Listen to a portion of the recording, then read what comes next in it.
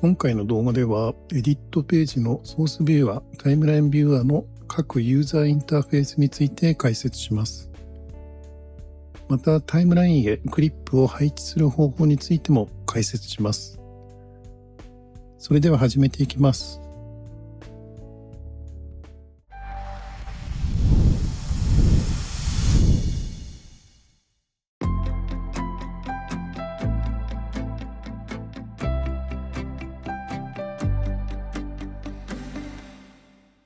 テストプロジェクトのサムネイルを右クリック、開くからプロジェクトの中に入ります。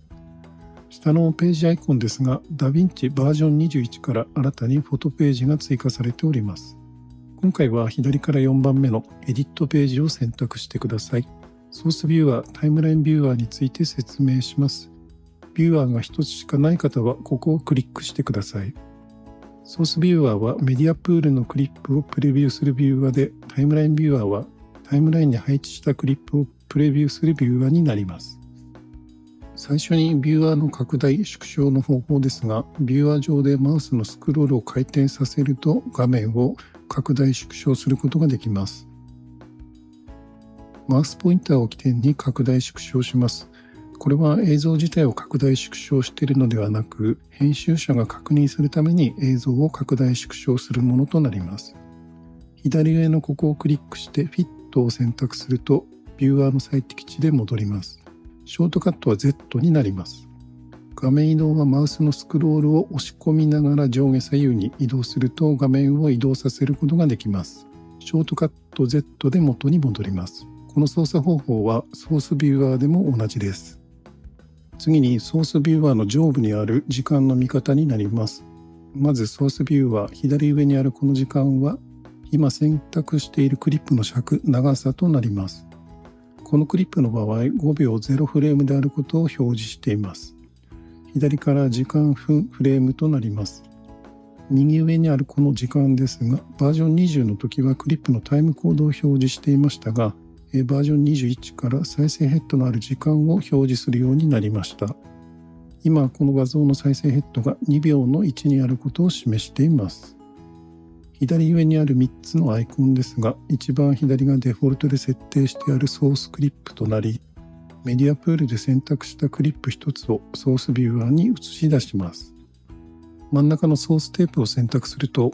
選択した瓶の中にあるクリップすべてをソースビューアーに映し出します。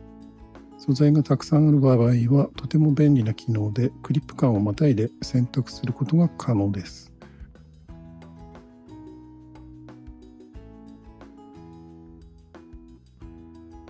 一番右のタイムラインは私は使わないので説明は割愛させていただきます。1画面表示にしてタイムラインビューアーを映します。左上にあるこの時間ですが、タイムライン全体の尺、長さとなります。今このタイムラインは全体で52秒9フレームの長さになることを表示しています。右上にある時間は再生ヘッドがある位置の時間を表示しています。タイムラインの上にあるこの時間も同じになります。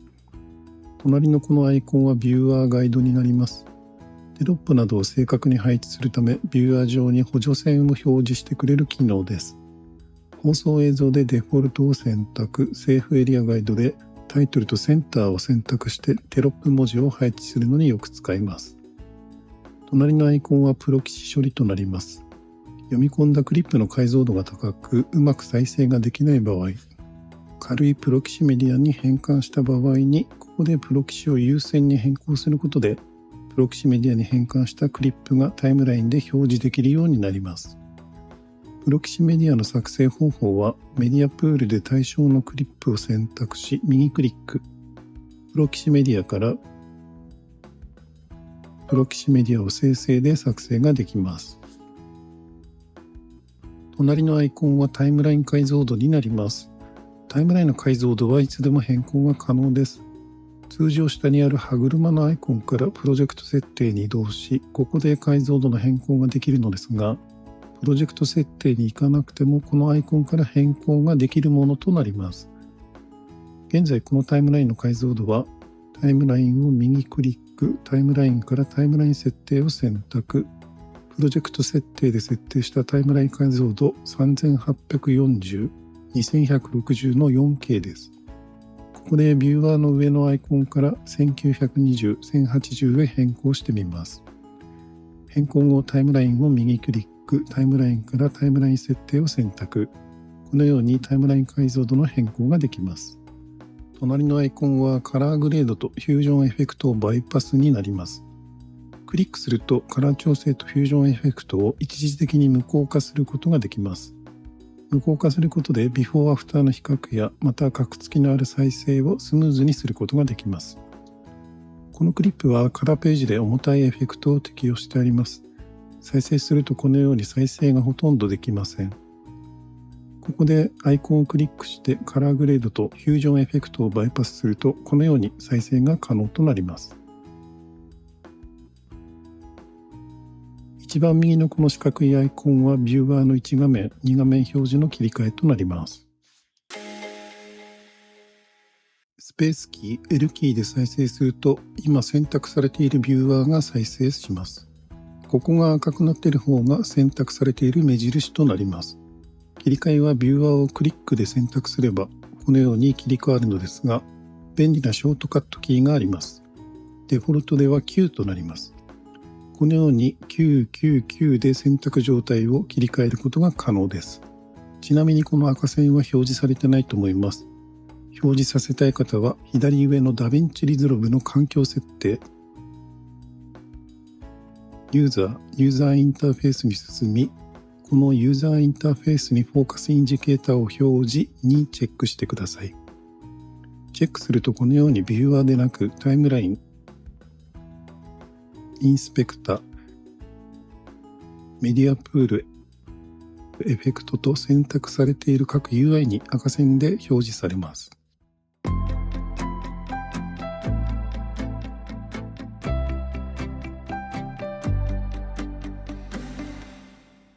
次はタイムラインへクリップを配置する方法について説明します。メディアプールからこのようにドラッグして直接タイムラインへ配置ができます。この音声付きクリップのビデオだけタイムラインに配置するには、メディアプールでタイムラインに配置するクリップを選択し、ダブルクリックでソースビューアーに表示します。ソースビューアー下のこの左のビデオアイコンからタイムラインへドラッグするとビデオのみ配置することが可能です。この音声付きクリップのオーディオだけタイムラインに配置するには、ソースビューアー下のこの右のオーディオアイコンからタイムラインへドラッグするとオーディオのみ配置することが可能です。またビューアー下にあるこの箇所を展開するとビデオ&オーディオを挿入、ビデオのみ挿入、オーディオのみ挿入の3択があります。今の編集に必要なものを選択してタイムラインに配置が可能です。ショートカットキーもあります。メディアプールから直接タイムラインに映像クリップのみを配置するには Mac の場合はオプションキーを押しながらドラッグすると映像クリップのみ配置ができます。Windows の場合は Alt キーになります。オーディオクリップのみを配置するには Shift キーを押しながらドラッグするとオーディオクリップのみ配置ができます。このように方法はいろいろあります。ご自身のやりやすい方法を選択してください。次は音声付き映像クリップをタイムラインに配置した後に音声を削除、ビデオを削除する方法です。通常選択するとビデオとオーディオ両方が選択されます。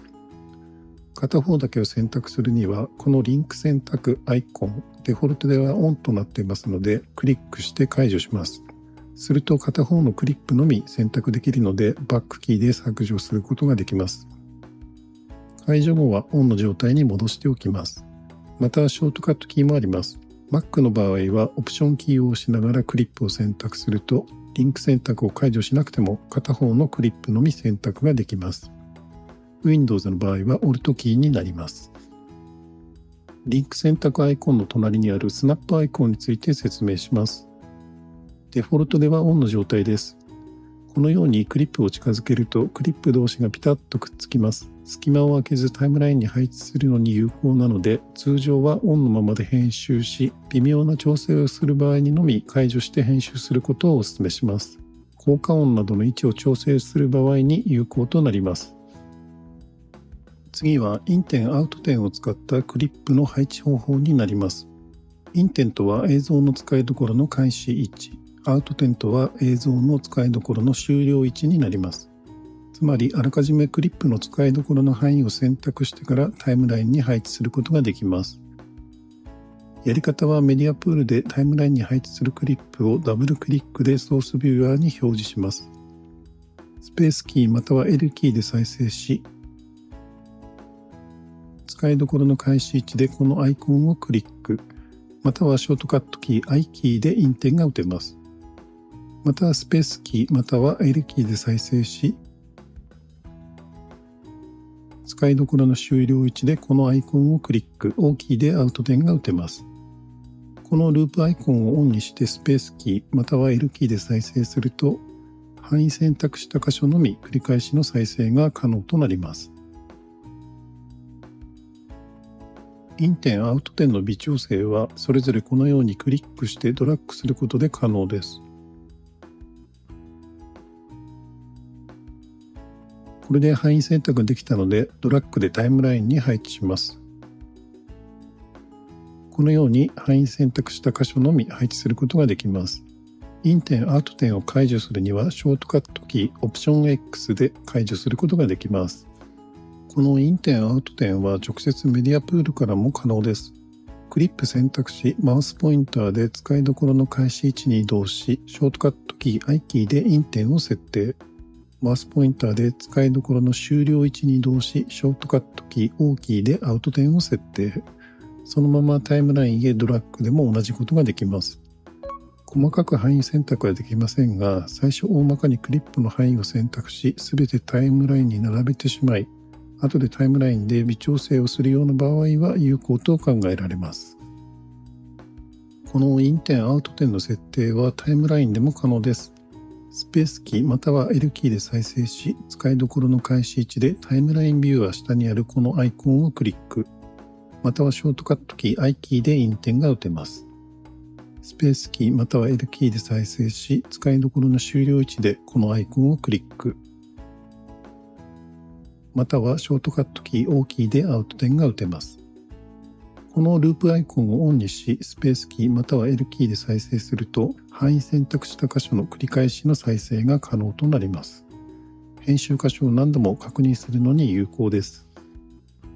インテン・アウト点で範囲選択するにあたり、タイムラインでは便利なショートカットキーがあります。インテン・アウト点を設定したいクリップに再生ヘッドを移動し、ショートカットキー X でインテン・アウト点が打てます。クリップを選択しなくても、再生ヘッドの位置にあるクリップの範囲でインテン・アウト点の設定ができます。解除はオプション X になります。また、クリップを選択し、ショートカット、シフト A で選択したクリップの長さでインテン・アウト点を設定ができます。この場合、このように複数クリップを選択し、ショートカットキーシフト A でインテン・アウト点を設定することができます。解除は同じくオプション X になります。次にリピート再生について説明します。先ほどソースビューアー、タイムラインビューアー、ループアイコンがオンの状態でインテン・アウト点を設定すると、その範囲でリピート再生される説明をしました。これから説明するリピート再生の方法は、インテン・アウト点を設定しなくてもリピート再生が可能になります。それはショートカットキーのスラッシュになります。今、タイムラインビューアーはループアイコンオンの状態です。クリップ選択し、スラッシュを押すと選択したクリップの前2秒からあと2秒までをリピート再生します。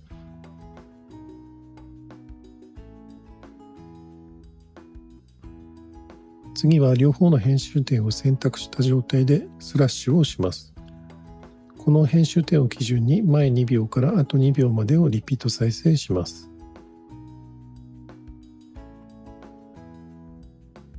次に何も選択されてない状態でスラッシュを押します。再生ヘッドを基準に前2秒からあと2秒までをリピート再生します。細かな編集点の調整をする場合、リピート再生をしながら編集点の調整ができるので有効と考えられます。この前2秒からあと2秒までの秒数は、上のダヴィンチリゾルブから環境設定、ユーザー、編集のプリロール、ポストロール時間で変更が可能です。デフォルトでは前2秒、あと2秒で設定されております。タイムラインへクリップを配置するのにメディアプールからタイムラインへ直接ドラッグ。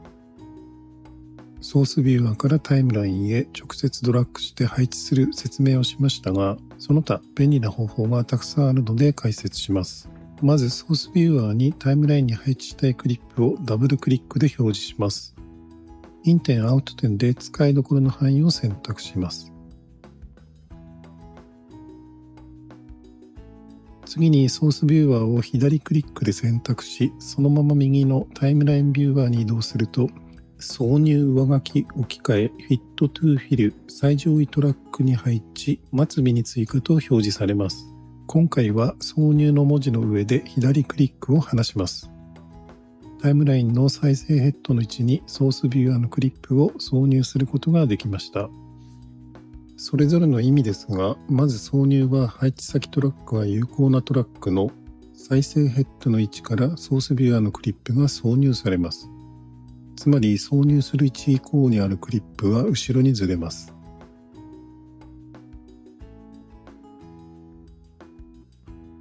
配置先トラックとはタイムライン一番左にあるこの緑の四角です。このようにドラッグで移動できます。V2 のトラックに配置する場合はこのように移動し、挿入を選択すると V2 のトラックに映像が挿入されます。次の上書きは配置先トラックが有効なトラックの再生ヘッドの位置からソースビューアーのクリップが上書きされます。先ほどの挿入と異なり、すでに配置してあるクリップを上書きして配置されます。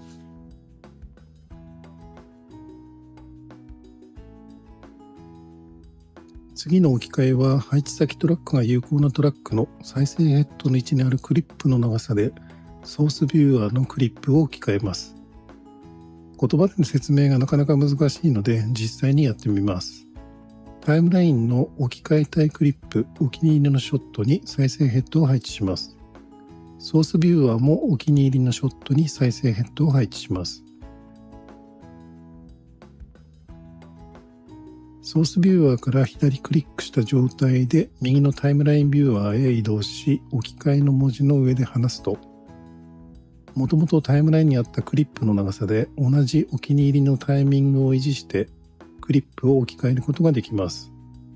これは便利な機能で、後からクリップを交換したいときなどとても有効です。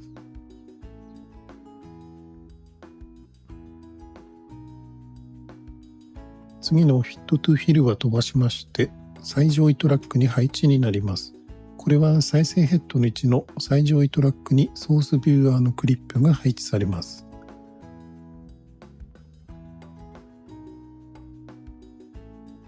次の末尾に追加は配置先トラックが有効なトラックの末尾にソースビューアーのクリップが配置されます。